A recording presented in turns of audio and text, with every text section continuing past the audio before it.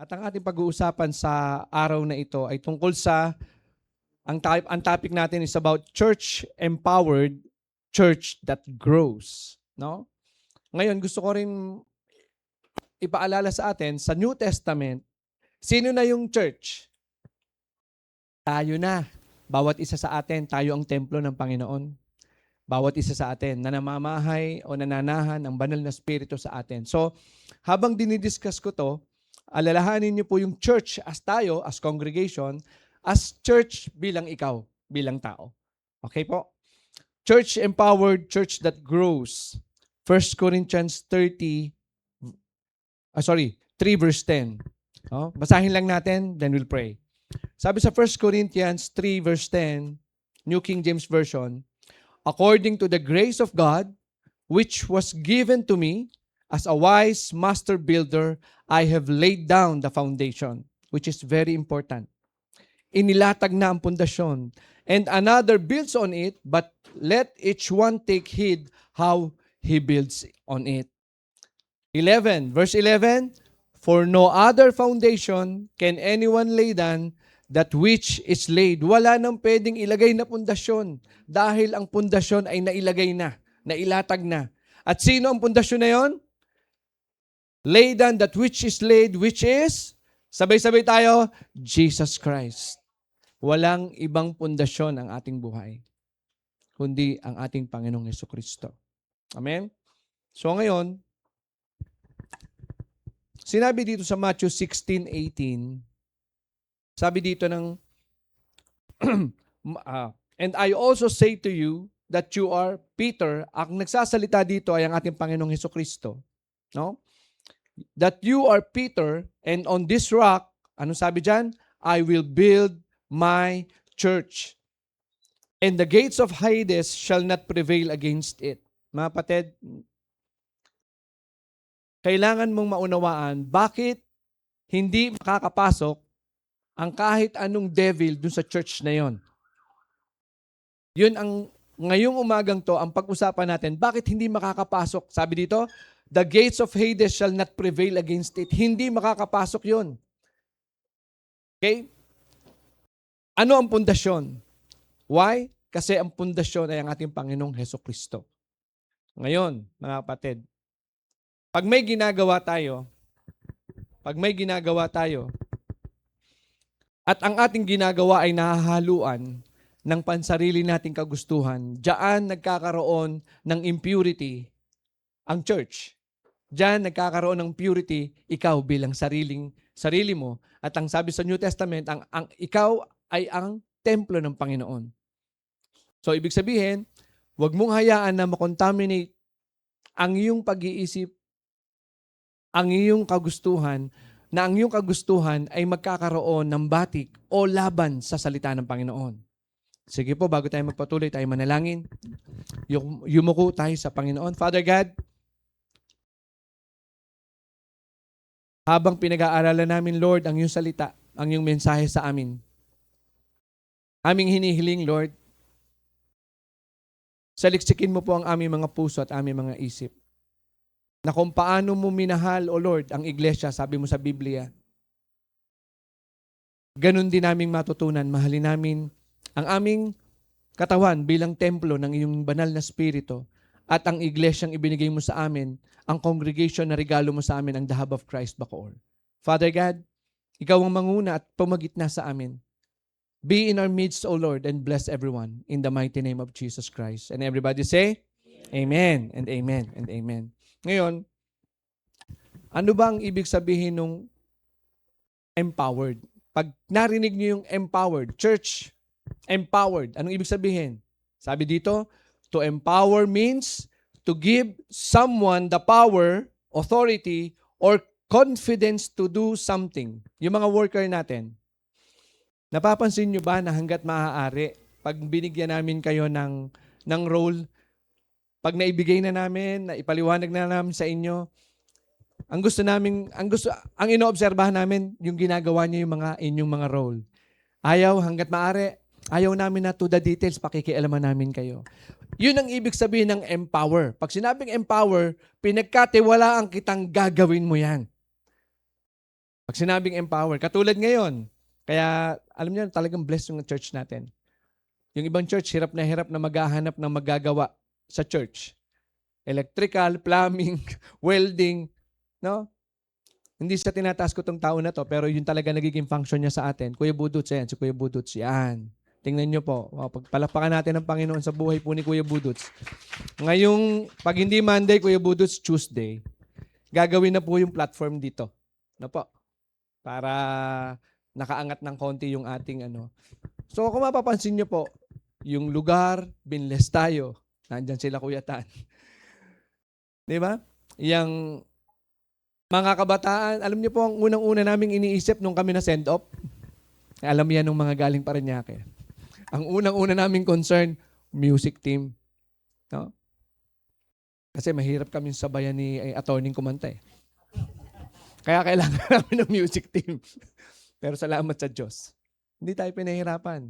Yung dating ni hindi makakanta, hindi makakibo, pag hindi mo kakausapin, worship leader na natin ngayon. Ha? Diba? Yung bata na parang palaging antukin, ang galing ng mag-drums ngayon. Yung estudyante, no? Matutuwa yung tatay. Ito tatay eh. Welcome bro. Sabi niya, nung papunta kami Isabel, isinama ko po siya sa mission si Kuya Joseph. Natutuwa ako sa pangalan niya sa FB San Jose. Ha?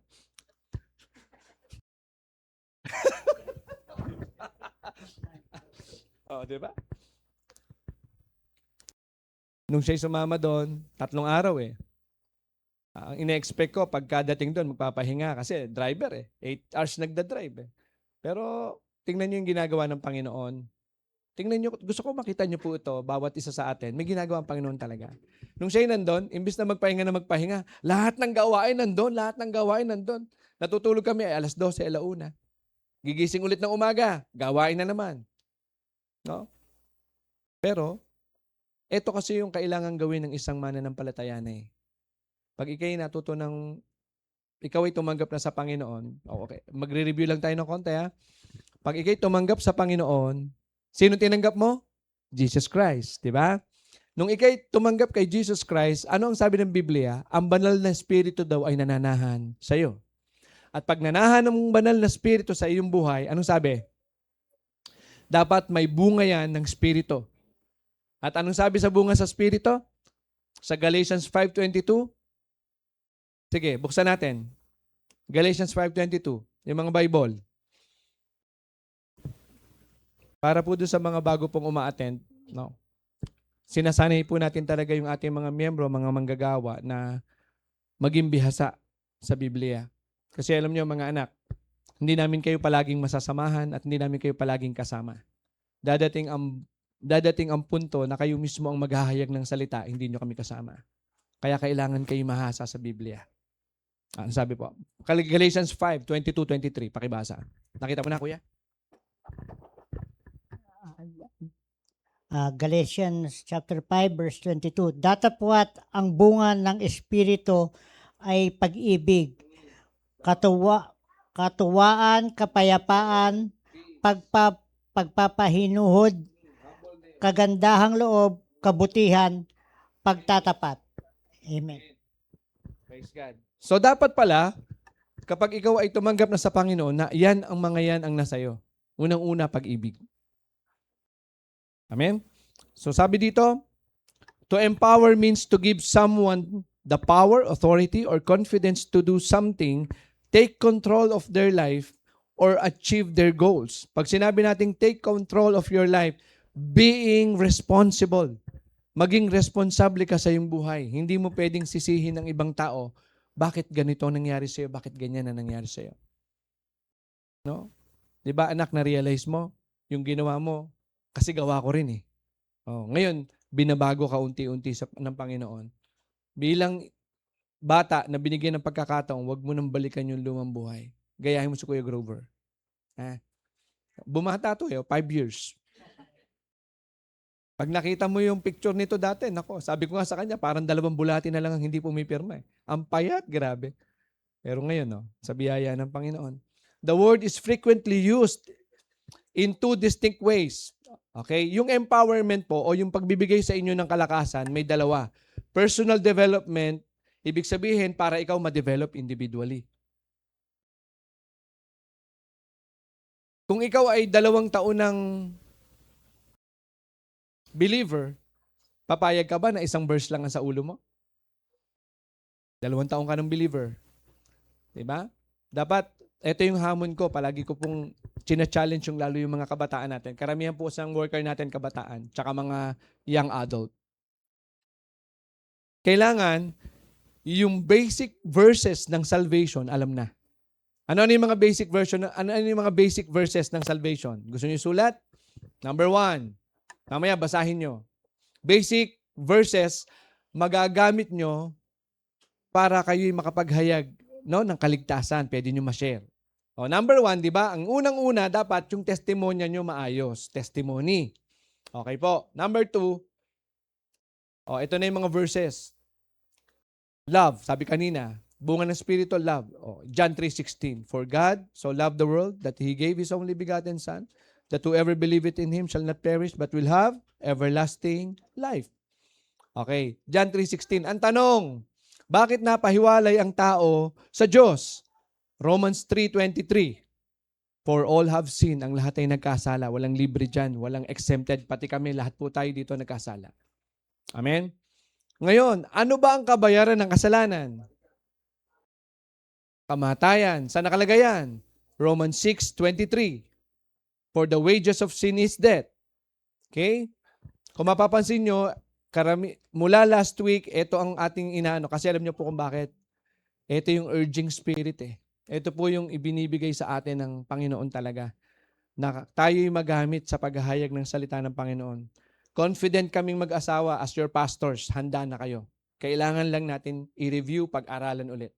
No po? Romans 6:23, wages of sin is death. Pag binasa niyo yan, for the wages of sin is death, but, sabi dyan sa verse na yan, but the reward or the gift of God is eternal life. So, dyan sa verse na yan, dyan magkakaroon ng pagpipili. Anong gusto mo? Eternal life or death? Diba? Pipiliin nyo, syempre, life. Kanino ba ang life? Saan ba nanggagaling ang life? Sabi sa John 14:6. Isulat nyo po. John 14:6, I am the way, I am the truth, and I am the life. No one cometh to the Father except through, sabi ni Jesus Christ. Amen? So ngayon, ano naman ngayon ang gagawin ko, Pastor? Para masigurado ko na ako'y ligtas. Number 1, it should be intentional. Kailangan intentional na ikaw ay maniniwala sa verse na to, sa Romans 10 verse 9.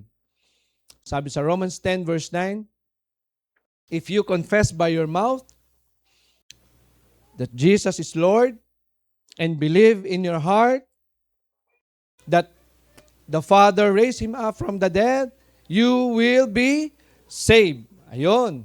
So, ikaw confess mo na si Jesus ay Diyos. Pangalawa, next. Ano sabi? You will be saved. Okay. Ano ang principle sa salvation? Para maunawaan nyo na ang totoong saved, nauunawaan niya paano siya masave. Kasi ang hirap mag-share kung hindi nyo nauunawaan, paano ka na-save? Di ba tayo'y na-save by faith and works or by faith? By faith. Okay. Ang sabi niyan sa Ephesians 2 verse 8, it is by grace, sa biyaya ng Diyos, tayo'y nangaligtas. It is by faith, it is by grace through faith that ye are saved, and not of yourself. Sabi? And not of yourself. For this is the gift of God. Anong sabi ng Panginoon? Pagdating sa verse 9, upang walang makapagyabang. So, ang salvation, para masabi mong ikaw ay saved, diniklara mo na si Jesus ay Diyos at pinaniwalaan na siya'y muling binuhay ng Diyos Ama. Saved. At ikaw, yung principle ng salvation is what? It is sa biyaya ng Panginoon, bunga ng iyong pananampalataya, hindi ng iyong mga gawa. Okay po? So pag yan, basahin niyo siya ng basahin, lalo pag kayo nagsosolo. Tapos imagine niyo, habang binabasa niyo ang verse, ako to eh. Ako yung makasalanan. Ako yung dapat mamatay eh. Pero binigyan ako ng buhay na walang hanggan. Ang gusto lang ng Panginoon, paniwalaan ko na siya'y Diyos. Na siya'y muling binuhay ng ating Ama. At ang aking kaligtasan ay hindi bunga ng aking gawa, kundi bunga ng aking pananampalataya. Gusto niyo ng example para masabi niyo na ang salvation ay talagang by faith? Naalala niyo nung ipinako si Jesus Christ? Di ba may katabi siyang dalawang magnanakaw? Di ba? Ano sabi ng dalawang magnanakaw sa kanya? Sige nga, kung Diyos ka. Kung Diyos ka, ano sabi? Iligtas mo ang iyong sarili. Di ba? Pero sabi ng isang magnanakaw, uy, huwag mo yan ganyanin. Huwag mo yan bastusin. Tayong dalawa, dapat lang tayong mapako kasi magnanakaw talaga tayo. Yan, walang kasalanan yan. Anong sinabi nitong tao na to? Panginoon, alalahanin mo ako pagdating mo sa kalangitan. Anong sagot ng Panginoong Hesus? Ngayon din, ikaw ay nasa akin, doon sa langit. You shall be in me in paradise. Tanong, anong ginawa ng Panginoon? Inassure siya na kasama niya sa langit. Tanong, nakababa pa ba yung nakapako?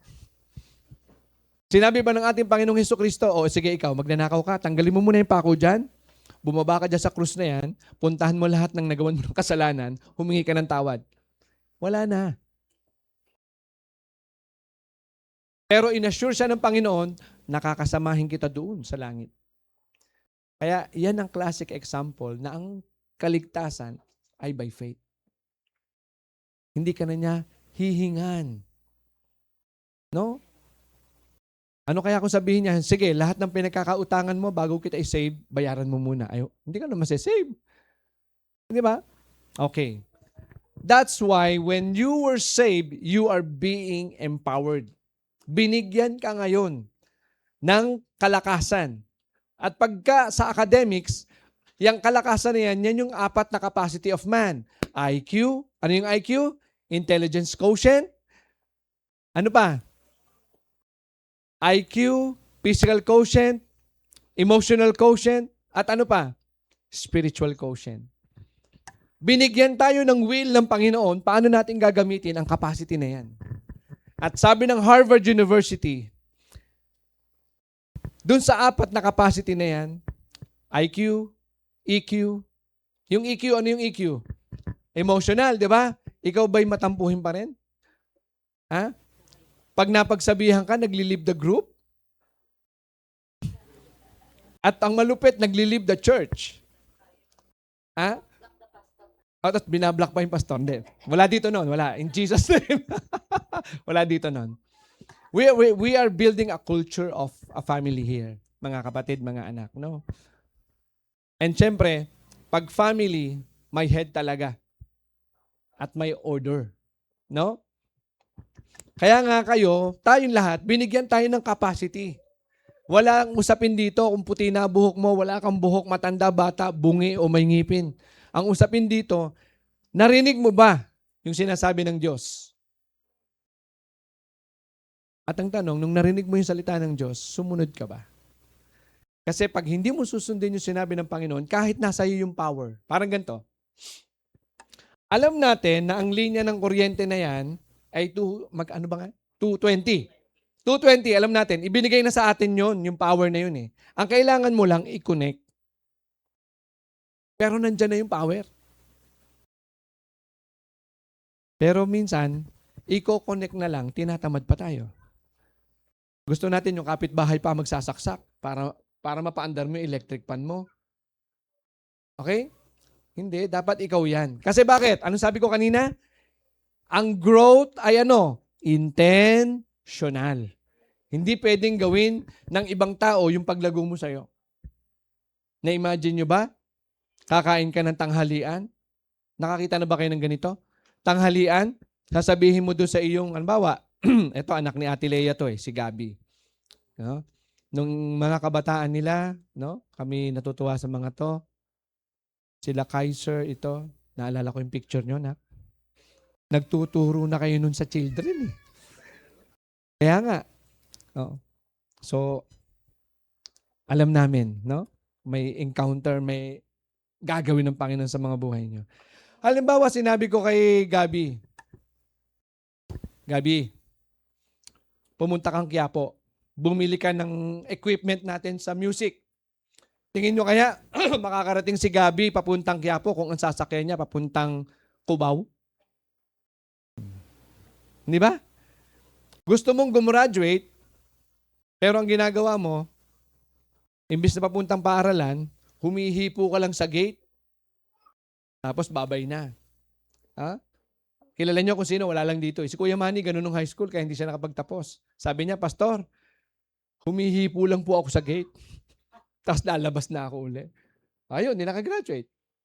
Oh. Pero ngayon, salamat. Naglilingkod sila sa Panginoon, mag-asawa, mga anak nila maayos. Kaya talagang mga kapatid, no?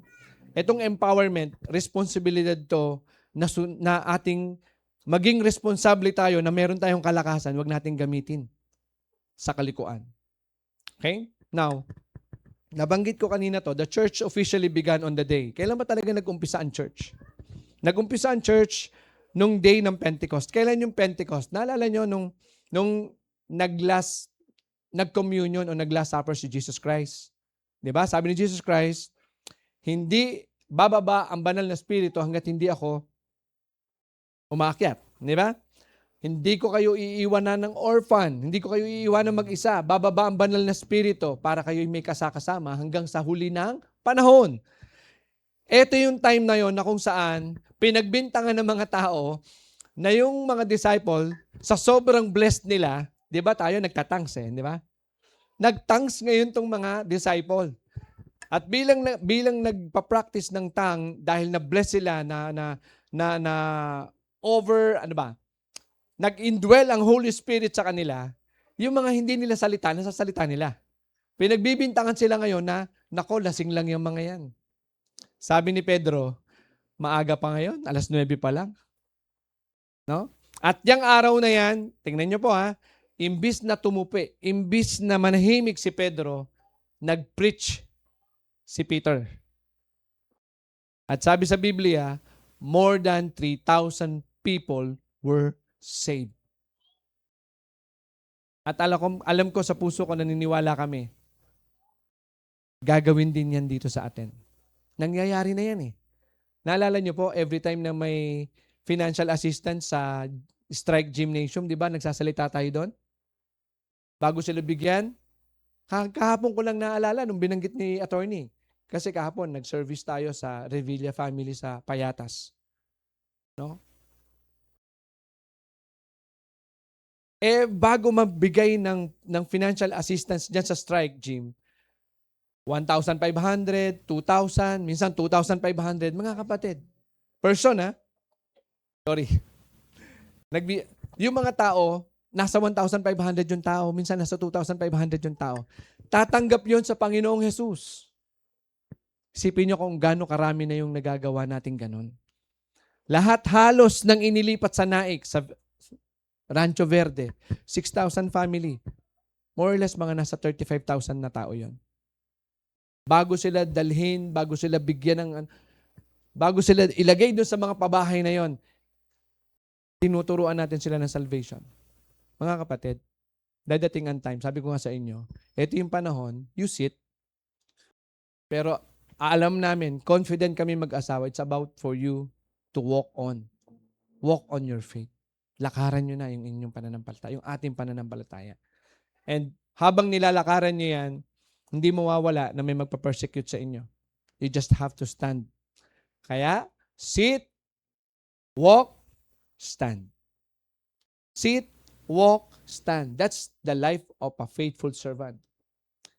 Makikinig ka kaya ka nakaupo. Lalakaran mo na pakinggan mo at tatayuan mo pag may persecution. Okay? Now, basahin ko lang itong verse na to. Acts 2:40-47. Medyo mahaba, but bear with me. Kailangan nyo makita to. Sabi po dito, and with many others words, he testified and exhorted them, saying, be saved from this perverse generation. 41, then those who gladly received his word were baptized. Yun daw pong tumanggap sa salita ng Panginoon, tumanggap sa Panginoon ay nabaptize. And that day, about 3,000 souls were added to them. Doon sa church. And they continued steadfastly in the apostles' doctrine and fellowship, in breaking of bread and in prayers. Then fear came upon every soul, and many wonders and signs were done through the apostles. Ito yung pine-persecute na sila. Verse 44, now all who believed were together and had all things in common, and sold their possessions and goods and divided them among as anyone had need. 46, so continuing daily with one accord, iisa ang kanilang puso in the temple and breaking bread for house to house. Dati po kasi, ang church, house church. Kaya nga, mapapansin nyo po, nais nating palakasin ang Bible study at ang mga pamilya, lalo ang mag-asawa, para itong sinasabi dito ay mangyari din ngayon. Alam niyo kung bakit? Dadating ang panahon na hindi na tayo malayang makakasamba. Nangyayari na po yan sa ibang bansa. Hindi ka na pwede mag-preach sa kalye, hindi ka na pwede mag-share ng Word of God, pwede kang ikulong, pwede kang hulihin. Anong ibig ko pong sabihin? Kailangan well built in ang Word of God sa puso ng mga magulang, sa tatay at nanay. Dahil kahit dumating ang panahon na hindi man tayo makalabas, katulad ng COVID, hindi tayo nakakalabas. Maraming church ang nagsarado nun. Maraming pastor ang nag-resign. Pero alam niyo po, ang pagiging pastor, hindi ka pwede mag-resign eh. That's irrevocable vocation. Hindi ka pwede mag-resign dyan. Ikaw lang. Kung ayaw mo na mag-function, ikaw yung nag-disobey. Sabi po dito sa 47, praising God and having favor with all the people, and the Lord added to the church daily. Tingnan nyo ha. Araw-araw na daragdagan ng church those who were being saved. Now, dito na tayo sa main. Kailangan nating, kanina, empower, di ba? Church, ano ang ibig sabihin na ang church ay na-empower? Kapag ang kanyang miyembro ay nagkakaroon ng role. Kaya nga po, lahat ng nabaptize na sa atin, sino po yung lahat na baptize? Taas ang kamay. Lahat na nang nabaptize. Lahat na nang nabaptize, make sure meron na po kayong ministry. Damahin nyo sa puso nyo. Pero although kami, sa isip namin, kakausapin na namin kayo this week kung saan kayo pwede. No? Kasi kung hindi natin gagampanan, tandaan nyo po ito, we cannot grow. Kailangan natin mag-grow. Okay? So, ito yung ating pag-uusapan ngayon. Yung word na grow, para mabilis nyo matandaan. Grow. No? Number 1, go. Preach the gospel. Yung R, restore. Yung restoration, yan ay hindi gawain ng tao, yan ay gawa ng Diyos. O, overcome. Bilang mananampalataya, you have to overcome your comfort zone. Yung dati nyong ginagawa nung kayo hindi pa mananampalataya, you have to overcome. Kailangan nyo lampasan yun. Yung mahihiyain kayo. Sa tingin nyo kaya, makakabuo tayo ng isang church kung hindi po natin in-overcome yung mga dati nating ginagawa. Kailangan lampasan nyo yung dati nyong ginagawa. Kung dati nakaupo ka lang, ngayon, mag-usher ka na. Pag may dumadating sa church, kasama ka na sa pag-aasikaso sa mga bagong umaattend. Iparamdam natin sa kanila na tayo po ay isang pamilya talaga. Na po? Okay? And then W, work it out. Live it with conviction. Okay na po? O, tapos na po ang mensahe. Hindi po. Nag-uumpisa pa lang. Okay, go! Sabi po sa Great Commission, sa Matthew 28:19, and I believe familiar na kayo dito. Ano sabi? Bakit ba mahalaga na i-preach ang gospel? Dalawang bagay. Okay, sulat nyo po yung verse para ma-review nyo mamaya. Sa Romans 10:17, sinasabi sa Romans 10:17, na nabubuo ang iyong pananampalataya. Sabi? Faith cometh by hearing, and hearing by the word of God. Ang pananampalataya nabubuo, bunga ng pakikinig, at ito'y pakikinig ng salita ng Diyos. Okay. Tanong, paano makakapakinig ang mga tao kung walang nagsasalita? Kaya dalawang bagay ito. Baba kayo ng konti. Romans 10:17, bumaba kayo, Romans 10:14. Sabi sa Romans 10:14, paano sila makakakilala? How will they know? How will they accept? How will they be saved? Paano sila makakakilos ayon sa iyong salita kung walang mensahero? Kaya kami po, mga pastor, alam niyo kung sa academics lang itong ating tatalakayan, kung sa academics, nagsawa na si Bryce. Kasi si Bryce ayaw niya ng paulit-ulit eh. Tama ba, nak? Natawa siya eh. Oh.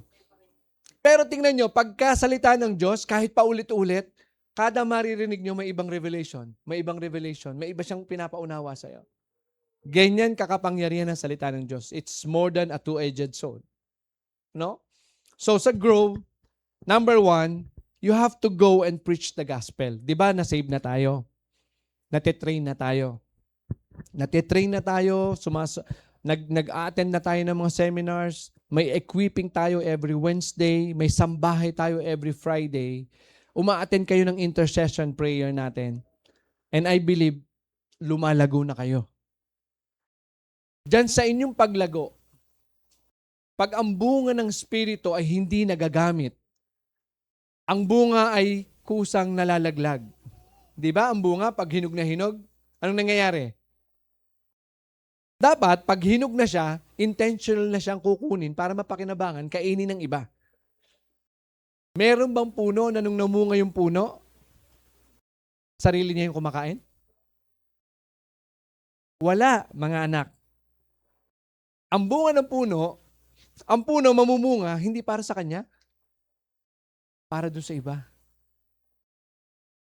Wala kayong nakitang puno na nung namunga siya kumain ng bunga niya. Wala. Yan po yung mensahe ng Panginoon dito sa word na go and preach the gospel. Go therefore and make disciples of all the nations, baptizing them in the name of the Father and of the Son and of the Holy Spirit. Amen? Okay. So,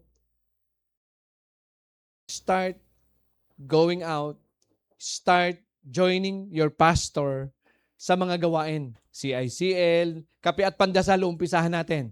No, si attorney mag-instruct sa atin kung paano natin gagawin yung kape at pandasal. Dito sa atin, dito natin sisimulan. No? Lalagay natin yung mga mesa dyan sa labas. No? Tapos may sound system tayo doon para maka-attention sila. Okay?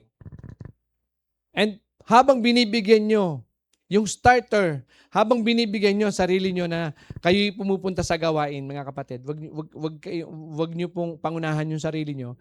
Hayaan nyo lang na pumunta kayo sa gawain. Pag kayo pumunta sa gawain, umupo, narinig nyo istorya niya, narinig nyo kung paano siya kinakausap, paano siya pinagpe-pray, doon yung makikita, napaka-bless ko pala. Yung problema ko, wala pa pala, katiting pa pala sa problema nitong mga tao na to. Doon kayo matcha-challenge. Kung ako, ito lang problema ko, para akong lupaypay, Kristiyano pa ako, ito, hindi nga Kristiyano, ang tibay nito. Matcha-challenge ka talaga. Maraming manggagawa tayo sa Parañaque na na-develop dahil sa kape at pandasal. At ngayon, pastor na. Pastor Yogi, Pastor Rizal. Oh. Mga tao na parang hindi mo akalain, hindi makakapagsalita yan before. Oh.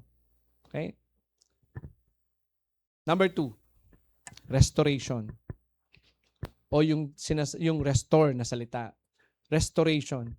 Pag sinabing pag may ibinabalik, no? Restoration, ang restoration kasi hindi yan gawa ng tao. Ang restoration ay gawa yan ng Diyos. It's God's work. Ang kailangan lang ng tao, listening, imagine niyo ang isang bote. Ang isang bote, hindi siya magkakaroon hindi ma-fulfill yung purpose ng isang bote kung wala kang ilalagay diyan. Okay po? So, ibig sabihin, magkaka-purpose, magkaka-fulfillment ang purpose mo kung hahayaan mo na ikaw ay lamnan ng banal na spirito upang ikay magamit sa gawain. Makapagpainom ka sa mga uhaw na uhaw sa salita. So, ano tayo? Vessel. Gagamitin tayong sisidlan. No? Sabi sa Acts 2:40 to 41, tingnan niyo po to ha. And with many other words, he testified and exhorted them, saying, ano daw po? Be saved from this perverse generation. Yan nga yung pinag-uusapan namin kahapon, no? Sa 2 Timothy. 2 Timothy 4 verse 4, pag binasa nyo. There will come a time that the people no longer endure sound doctrine. Dadating ang panahon na ang mga tao ay hindi nakakayanin ang maayos na kaisipan o pagtuturo.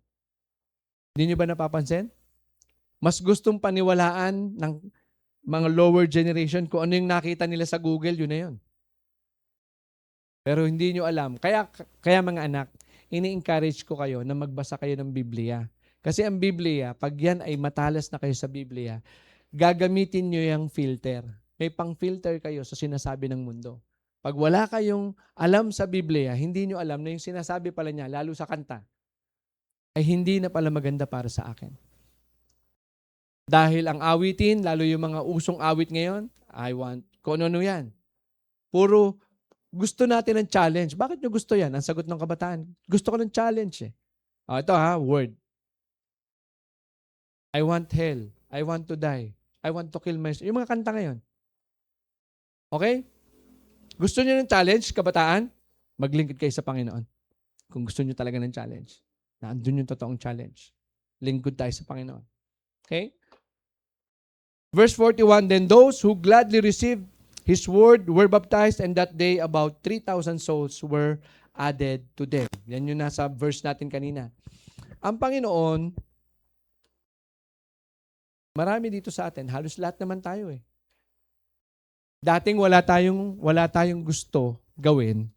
Dating wala tayong parang direksyon sa buhay. Sino dito ang nakakasiguro kung ano mangyayari sa kanya bukas? Meron ba? Wala. Mamaya nga, hindi mo alam kung ano pwede mangyari sa iyo. Eh. Di ba?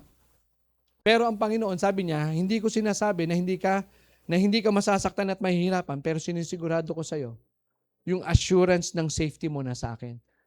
Isasama kita. Ano sabi sagot niya? Isasama kita doon. Okay? So sa restoration, nakita niyo na ba yung mga picture ngayon? Di ba yung mga picture ngayon? Mga lumang picture, pipicturean, tapos i-digitalize. Ang tawag nila, i-restore. Di ba? So pag ni-restore siya, yung mga bakat-bakat na mga malalabo na dun sa picture, para siyang bagong-bago na uli. Di ba? So, ito yung sinasabi sa Biblia na the old has gone and the new has come. Pero kailangan mo lakaran yung buhay na yon. After baptism, hindi pwedeng tumigil ka lang sa bahay. May gustong gawin ang Panginoon sa buhay mo after mong sumunod sa tubig ng bautismo. At alam natin na ang tubig ng bautismo, hindi siya makatutulong para maligtas ka. Wala siyang kaugnayan sa kaligtasan. Pero may kaugnayan siya sa pagsunod mo sa ating Panginoong Hesus. Bakit? Ang ating Panginoong Hesus nagpabaptize. Bakit natin di tayo magpapabaptize? Hindi ba? So, number 1, ano yung number 1? Go preach the gospel. Number 2, restoration. Lahat tayo nakaranas ng restoration. Kaya tayo nasa church eh. Nakita natin na kahit gaano tayo kasama dati, binuo tayo ulit ng Diyos. Binigyan tayo ulit ng ikalawang pagkakataon. Na kahit kulang ang buhay mo, incomplete ang pamilya mo, broken family ka, hindi ka masyadong magaling na bata. Pero hindi nyo ba nararamdaman?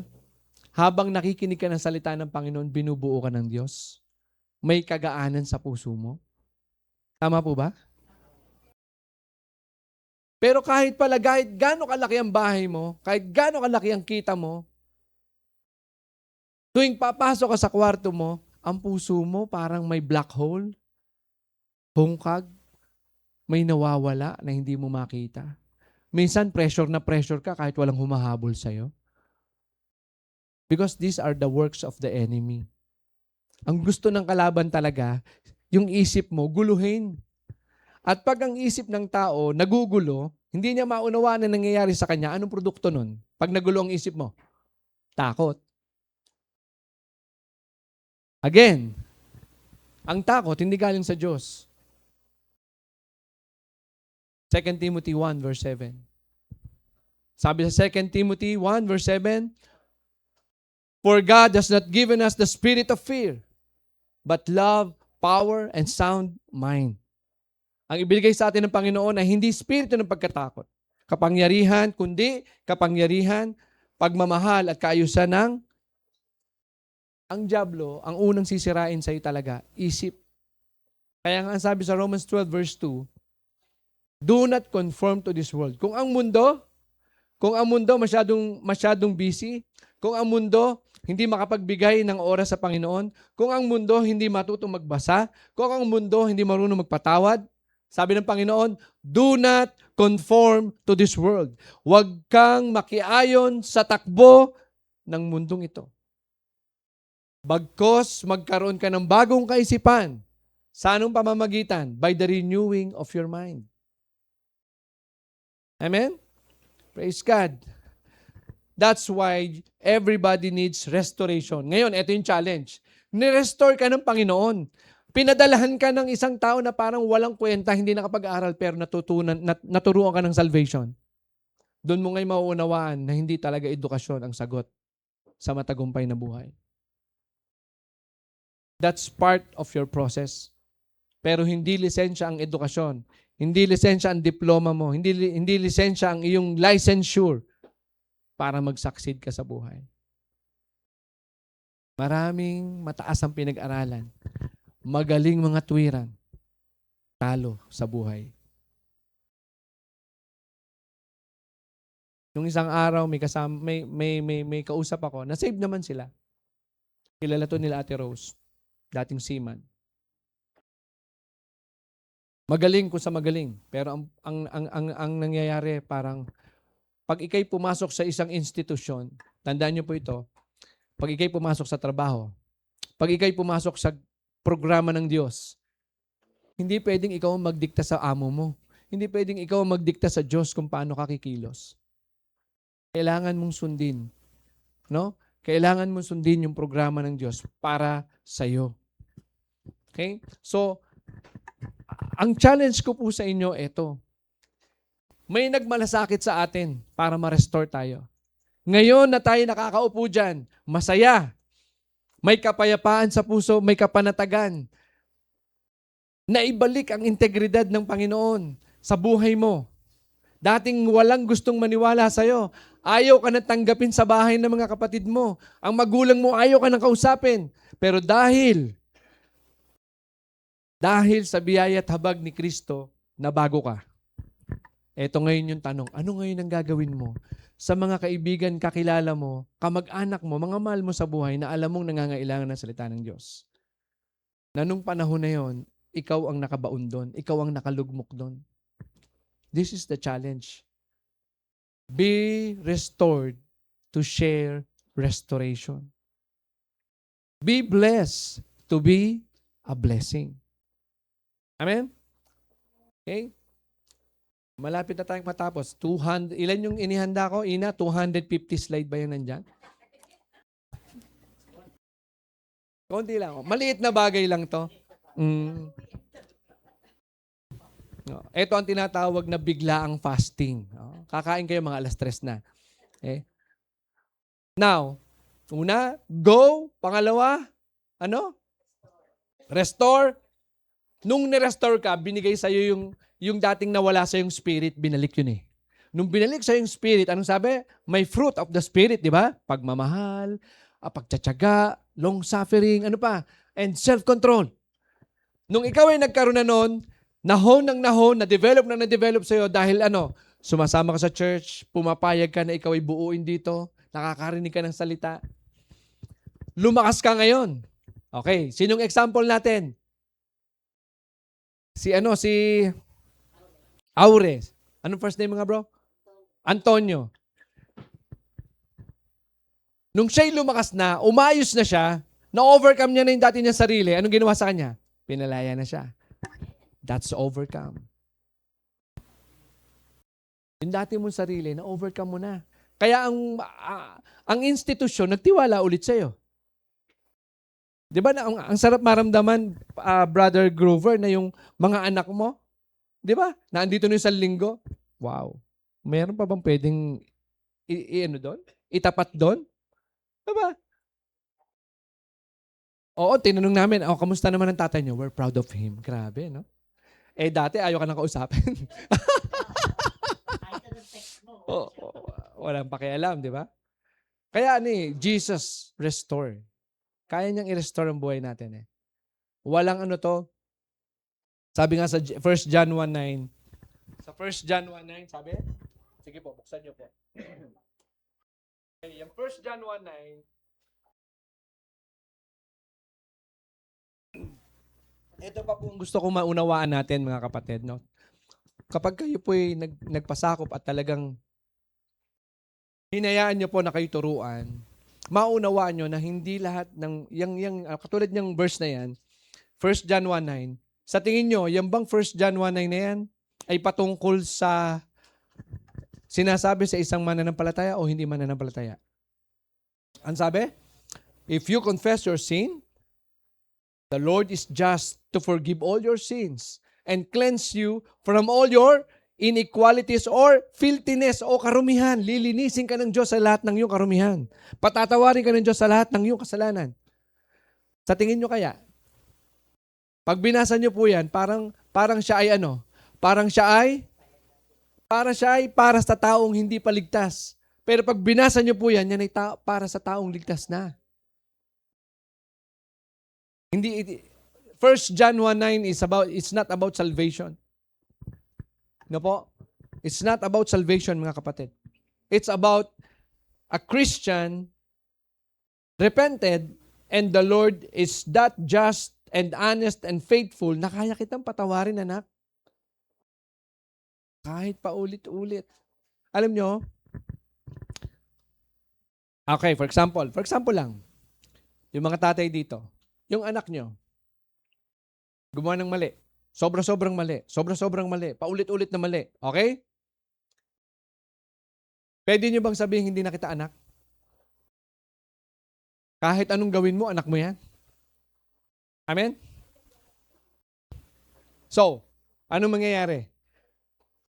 Hindi nawawala yung pagkaanak mo, pero may konsekwensya ang mali mong ginagawa.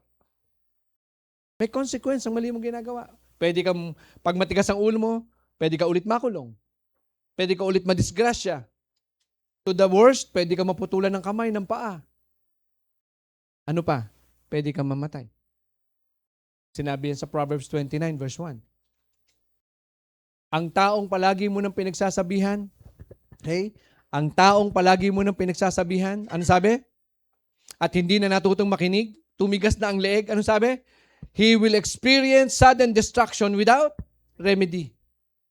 Siya'y makakaranas ng isang pagkasira at wala ng hope, wala ng pag-asa pa. Ano yun? Kayo magulang, gusto nyo bang umabot sa ganun ang inyong anak? Walang magulang na gustong magkaganon ng anak. Wala. Lahat tayo. Lalo mga nanay. Kahit gaano kasutel, ang sasabihin pa rin yan, ang bait ng anak ko. Diba? Yan talaga puso ng nanay eh. Ano gagawin natin? Pero pag may salita ng Panginoon, unti-unti yan. No? Break the will, but don't break the spirit. Huwag niyong sirain yung relasyon niyo. Ang ma-break dapat ay yung will. Hindi dapat yung spirito. Okay? And the last one, matatapos na ako sa introduction. Okay? Ano yung pang-apat? Work it. Pagsumikapan nyo daw. Minsan mainit, lalabas tayo mga anak. Mainit. Minsan pwedeng umaambon-ambon, umuulan-ulan. Minsan hindi tayo magsasasakyan. Magko-commute tayo. Lalabas tayo doon sa ating comfort zone. Pero ang sabi dito, live it with conviction. Kahit may nakaharang, pag may conviction ka, kaya mong mag-breakthrough. Kanina, overcome, di ba? Pag na-overcome mo yun, workout mo, anong mangyayari? Yung dating hindi mo masira-sira o mawasak-wasak sa buhay mo na dapat mo nang winasak, nabe-breakthrough mo na. Wino-workout mo na. Sabi sa 46, so continuing daily with one accord in the temple. Iisa ang puso, iisa ang spirito, and breaking bread from house to house. Bakit? Bakit kaya mahalaga sa kanila yung breaking bread? Yung breaking bread na sinasabi, yan po yung communion na ginagawa natin. At pag tayo nagko-communion, anong sinasabi? Ang sabi ng Diyos, ito ang aking katawan. Alalahanin nyo sa tinapay na ito, alalahanin ninyo na ang aking katawan ay nabayubay dun sa krus ng Kalbaryo upang kayo'y maligtas. Ito ang aking dugo. Ang sabi ng Biblia, without shedding of the blood, there is no remission of the sin. Kung walang tumagas na dugo sa krus ng Kalbaryo, walang ganap na kapatawaran. Kaya po nagbe-breaking of the bread, communion. Pag sinabi natin communion, tayo nakikipagkaisa sa ating Diyos, sa ating Creator. At pag yung mga bagay na yan, sinunod natin sa ating buhay, walang pagdududa, tayo'y lalago sa Espiritu at katotohanan. Amen? Hallelujah. Now, conclusion. 1 Corinthians 3 verses 6 to 7. Tingnan niyo po ito ha. Ito po ang ugali ng mga nasa ministry. Ito dapat ang ating pag-uugali habang tayo naglilingkod sa Diyos. Okay. Bago po kami naging pastor ni attorney, marami po kaming hinawakan na Bible study, mga kapatid. Dati po nagpupunta pa ako ng Pasig, Santa Mesa, ano pa isa? Pateros, Lipa. Saan pa ba? So, yung mga lugar na yon, mga kapatid, malapit ba dito yon? Malapit ba sa Bacoor yon? Yung Pasig? Santa Mesa? Lipa? Aalis ka. Tanawan. Talaga magbibigay ka ng oras para dumating ka doon ng nasa tamang oras. At pagkasalita mo, pagkatapos mo magturo, sila natutulog na, ikaw na no. Nasa biyahe ka pa. O Kalamba pa pala. At least malapit-lapit ang Kalamba. Ngayon, church na po. Ang Pasig, magiging church na din po yon. Okay, mga kapatid. Gusto ko makita nyo to kasi bakit? Ang tamang pag-uugali ng isang servant ng Panginoon, hindi mo pag-aari ang ministeryo. Ang ministeryo o ang ipinagkaloob sa iyo at pinagkatiwala sa iyong gawain, ikaw ay katiwala dyan. Steward ka dyan. Katulad ng sinasabi sa Genesis 1. Genesis 1:26-27, di ba? Sabi, and let them have dominion. Dominion meaning ibinibigay sa iyo yung management. Ibinibigay sa iyo yung rulership. Pero hindi ibinigay sa atin ng ownership. Ganon din tayo sa gawain. Kahit ikaw ang nagpagal dyan, ikaw ang naghirap dyan, ikaw ang nagpalago dyan, hindi atin yan. Ang malusog na pag-uugali, kapag sinabihan ka na, okay, Brother Walter, ikaw humawak dito, sunod ka lang. Ikaw humawak dito, sunod ka lang. Okay? So sabi dito, I planted, Apollos watered. Siya ang nagdilig. But God gave the increase. Ang Diyos ang nagpapalago. Etong ating pong ministry dito sa Bacoor, maaaring, alam nyo, tayo pare-pareho ang nagtsatsaga dito, hindi ba? Tayo pareho ang nagle-labor, di ba? Pero dahil nakita ng Panginoon ang puso natin gusto talagang maglingkod, pinapalago nila tayo. Kaya mo bang kumbinsihin si Kuya Joseph? Kung tayo lang ang mag-uusap, hindi. Alam ko, Diyos ang humipo sa puso niya kung ba't siya nandirito. Si Kuya Kenneth, ang layo niya, no? Alfonso. Parañaque. Meron pa pala akong hindi na-acknowledge. Yung aking tsuhin. Si Tito Boy. Malapit lang to. Binangonan lang yan, wala, maliit na bagay lang. At hindi lang yun, nakamotor pa. Grabe. Kaya alam niyo mga kapatid, ang pangako ng Diyos, sabi niya, delight yourself unto the Lord. Delight yourself unto the Lord, and He will give the desires of your heart. Amen? Sige po, tayo tumayo at magpasalamat sa ating Panginoon. Hallelujah, Lord. Hallelujah. Hallelujah. Hallelujah.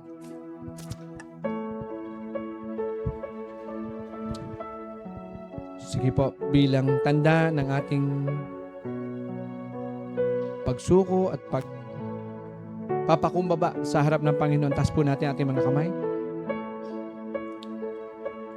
Lord, Diyos Ama, patuloy po kaming lumalapit at dumudulog sa iyo. Patuloy na nagpapasalamat, Lord, sa patuloy mong ginagawang katapatan sa aming mga buhay. Bagamat may mga pagsubok, ramdam namin, Lord, nandyan ka lang. Ramdam namin na ikaw ang gumagabay sa amin. At salamat po, Panginoon, meron kang itinayong iglesia. Meron kang itinayong simbahan sa lugar ng Bacoor. Sa oras na ito, mga kapatid, kung tatanungin ka ng Panginoon, kung ikay handa na at ikay nakasisigurado ng iyong pupuntahan sa panahon na ikaw ay tanggalan ng hininga, sigurado ka ba na ang iyong pupuntahan ay kalangitan? Sigurado ka ba na ang makakasama mo ay ang ating Panginoong Hesus? Kung sakali na ikaw ay hindi sigurado, kapatid, minamahal, ito yung pagkakataon. This is the day, this is the appointed time for salvation. At kung ikaw yan, kapatid, kung ikaw yan, kaibigan, pwede mong sabayan ang prayer na to. Ito ang panalangin ng pagtanggap. At tandaan mo ang araw na ito, alalahanin mo sa puso mo na ang panalangin na ito ay panalangin mo, kinakausap mo ating Panginoong Hesus. Sige po, tayo manalangin. Ito ang panalangin ng pagtanggap. Panginoong Hesus, sa umagang ito, naunawaan ko na ako'y mahina, makasalanan, at hindi ko kayang baguhin ang aking sarili. Ngunit salamat sa iyong pagmamahal at kapatawaran. Humihingi po ako ng kapatawaran sa lahat ng aking nagawang kasalanan mula nang ako'y magkaisip magpahanggang ngayon. Salamat po. Ganun din po, Panginoon, Ikaw, Panginoong Hesus, ay aking tinatanggap sa aking puso, sa aking buhay, bilang Diyos, Hari, tagapagligtas ng aking buhay. Maraming salamat po sa buhay na walang hanggan. Ako na lamang po mananalangin. Father God, narinig mo ang panalangin ng iyong mga anak. Panginoon, sabi mo sa iyong salita, isang kaluluwa man ang manumbalik sa iyo, libo-libong anghel ang nagdiriwang sa kalangitan. Father God, buksan mo po, patuloy mo pong buksan ang kalangitan sa iyong mga anak na ito na tumanggap sa iyo. Lord, aming dalangin na ang narinig nilang salita ay maging mitya ng kanilang kauhawan sa iyong mga gawa at salita. Father God, in the mighty name of Jesus Christ, salamat sa iyong salita sa umagang ito. And everybody say, Amen and Amen and Amen and Amen.